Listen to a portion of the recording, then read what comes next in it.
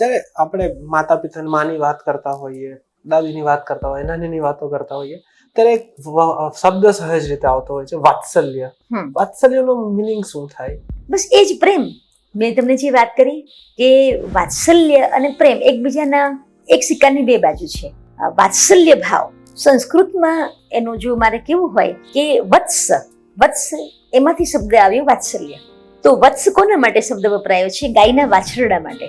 તો ગાય જેમ એના વાછરડાને પ્રેમ કરે છે, તમે જોયું હશે ગામડાની અંદર કે ગાય ચરવા ગઈ હોય સવારે અને સાંજે જ્યારે આવે એટલે વાછરડું હમ્મા હમ્મા કરતું દોટ મૂકે.